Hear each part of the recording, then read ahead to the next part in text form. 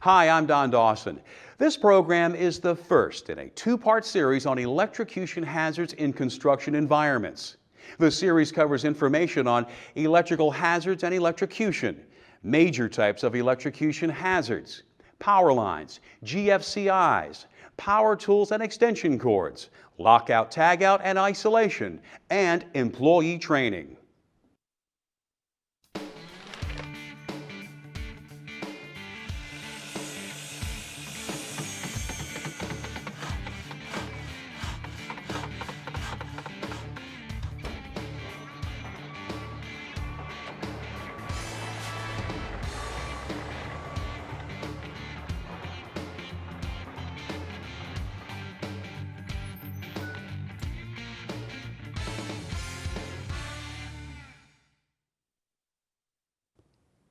Construction sites can contain a number of potential electrical hazards, so it's important to know what they are and how to protect yourself from them.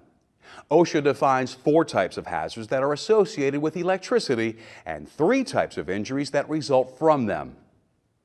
Direct contact with electricity through a power source, cord, or transmission line is the most common type of electrical hazard and can occur in a number of ways. Fires are a common result of electrical problems. Most often they occur as a result of faulty electrical outlets and old or damaged wiring. Problems with power cords and extension cords, plugs, receptacles, and switches can also cause electrical fires. Explosions are another potential result of an electrical malfunction. An explosion can occur when electricity ignites an explosive mixture of material and air. This can range from a liquid such as gasoline to something as common as dust. Arc flash is one of the most intense forms of electrical hazards. It is the sudden release of electrical energy through the air when a high voltage gap exists and there is a breakdown between conductors. An arc flash gives off thermal radiation, heat, and bright, intense light, both of which can cause burns. Temperatures as high as 35,000 degrees Fahrenheit have been recorded from some arc flashes. High voltage arcs can also produce significant pressure waves by rapidly heating the air and creating a blast. Shock is the most common result of an electrical hazard. It occurs when the body becomes part of an electrical circuit as electricity enters the body at one point and leaves it at another point. Burns are another electrical injury that occur frequently. Burns caused by electricity can be one of 3 types. Arc flash, the most serious, caused by an electric arc or explosion. Thermal contact, intense radiated heat. This often occurs when the skin comes into contact with overheated equipment. Electrical, resulting from the heat that is generated from the flow of electricity through the body. Electrical burns occur when an electric current flows through tissue or bone, generating heat that causes tissue damage. The body cannot dissipate the heat generated by current flowing through the resistance of the tissue, and as a result, burns occur. Electrical burns of any type are among the most serious types of burns and always require immediate medical attention.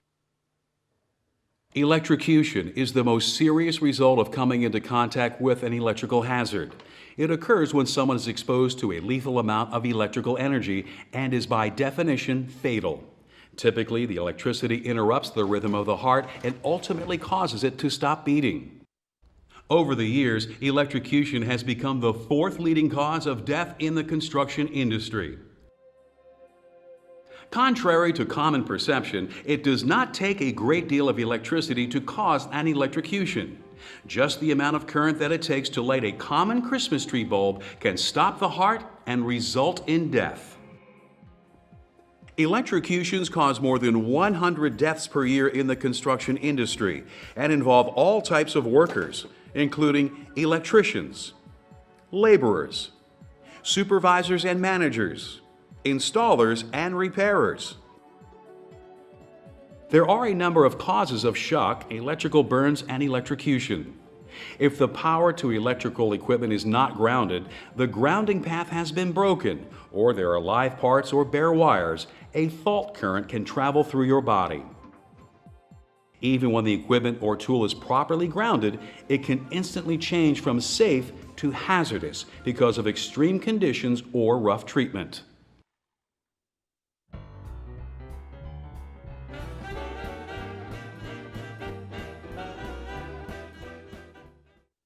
There are three major types of electrocution hazards in construction: contact with power lines, direct contact with other energized sources, such as live machine parts, damaged or bare wires, and defective equipment or tools, the improper use of flexible power cords and extension cords.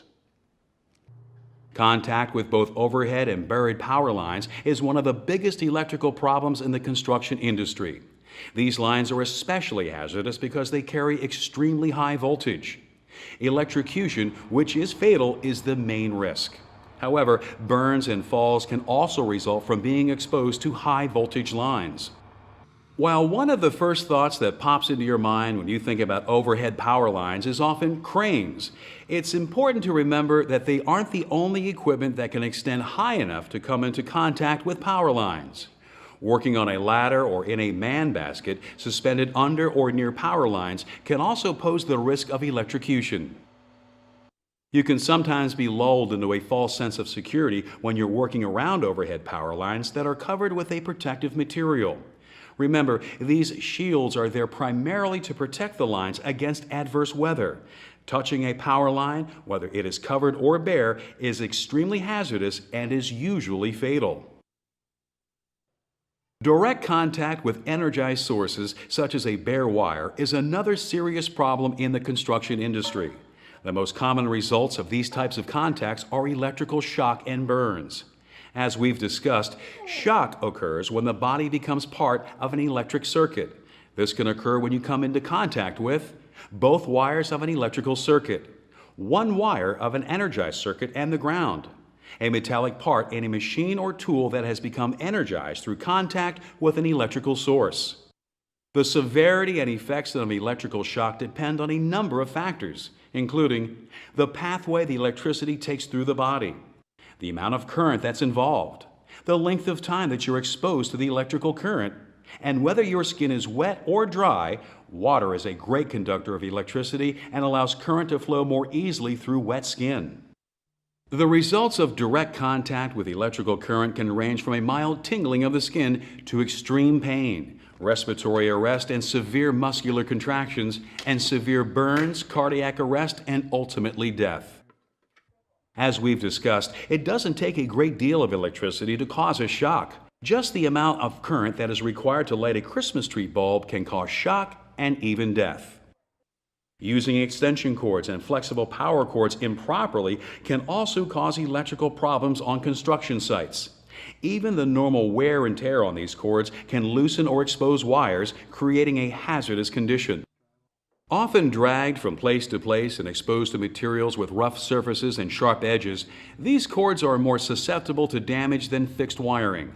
Hazardous situations can also be created when cords, cord connectors, receptacles, and cord and plug connected equipment are improperly used and maintained.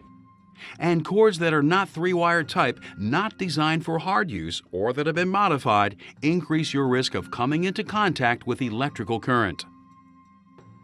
To reduce these hazards, flexible cords should be connected to devices and fittings so that there is no tension at joints and terminal screws. You also need to take care to keep cords dry, away from puddles and out of the rain. If the plug or other connector of a cord gets wet, electrical current can leak to the equipment's grounding conductor as well as to anyone who picks up the connector, since they provide a path to ground.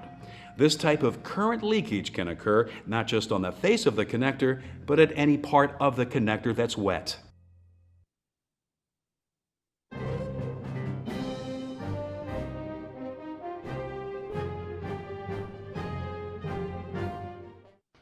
There are several ways to protect yourself from electrocution hazards.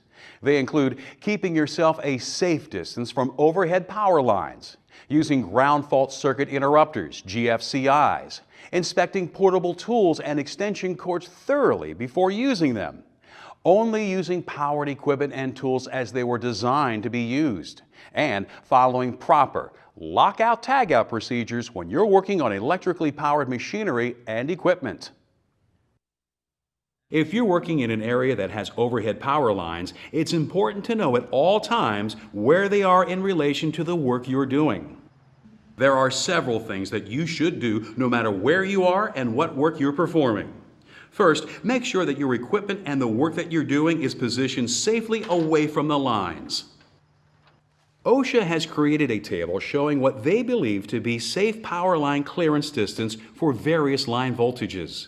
Clearance distances range from a minimum of 10 feet for power lines carrying up to 50 volts to more than 45 feet for power lines carrying 750 to 1000 volts. If at all possible, you should either have the utility company de-energize and visibly ground the lines or install insulated sleeves on the lines. Flagged warning lines should be set up to mark both the horizontal and vertical power line clearance distances recommended by OSHA. Finally, you should make sure that the tools and materials that you're using are non-conductive when possible.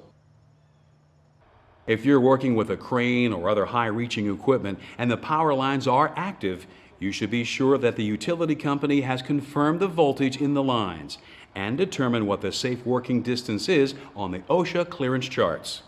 Also, if possible, you should use an on-site observer, insulated links, boom cage guard, or proximity device when they are applicable. If you're using other mobile, heavy equipment, you should use installed rider posts when you are working under power lines to avoid getting too close to the lines. If the work you're doing calls for ladders, be sure that they are non-conductive and that you retract them before you move from one location to another. Make sure that none of the materials you are working with are stored under power lines, so there will be no need to position equipment under the lines to retrieve them. Use caution tape and signs to cordon off the space under the power lines so everyone knows where the restricted areas are located. Working around underground power lines calls for a different set of precautions. Always call your local underground line locator service before you start any project that involves digging into the ground. Make sure that you've documented the instructions they give you for determining where any underground lines may be. If the service has put markers into the ground themselves, know what type of markers you should be looking for and make sure you find them before you start to work. Always hand dig within 3 feet of an underground power line location. Remember, more than one underground cable can be buried in the vicinity of a marker.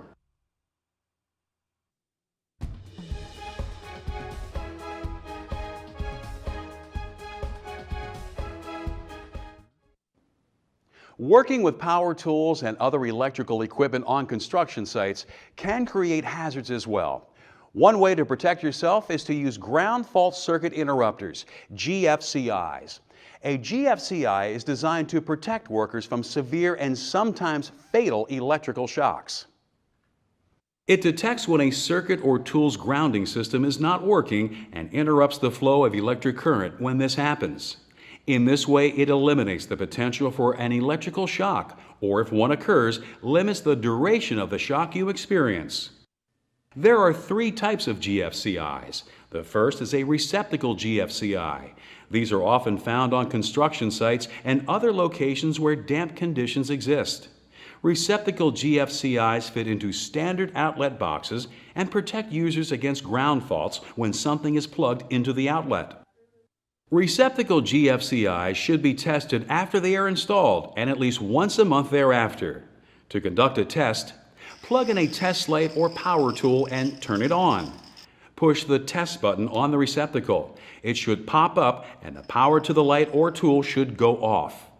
Push the reset button on the receptacle to restore power to the outlet. If the GFCI fails this test, it should be removed from service immediately. The second type of GFCI is a temporary or portable GFCI. This is an extension cord combined with a GFCI. It allows you to use receptacles that are not themselves protected by GFCIs. These types of cords with built-in GFCI protection should be used whenever outlets with their own GFCIs are not available. Cords should be run through the same test that is used for GFCI receptacles prior to each use. The third type of GFCI is a circuit breaker GFCI. These are installed instead of normal circuit breakers in a main circuit board or panel box. A circuit breaker GFCI controls an entire circuit, so there is no need for GFCIs at individual outlets. Being careful and knowing how to use the portable tools and extension cords that you work with is another way to protect yourself against electrical hazards and electrocution. Cords from power tools as well as extension cords should be inspected each time they're used. Either of these types of cords can have damaged insulation that is difficult to detect. If a cord's insulation is damaged, exposed metal parts can become energized if a live wire inside the cord touches them. This can often be a problem with electric hand tools that are old, have been damaged in other ways, or have been misused. Flexible cords that are used with temporary and portable lights need to be designed for hard or extra hard use. They should be marked with usage type designations regarding their size and number of conductors. It's also important to use power tools and equipment as they were designed to be used. OSHA has created a list of tool safety tips that can help you keep your power tools and equipment in good shape. They include: never carry a tool by its cord. Never yank a power cord to disconnect it from an outlet.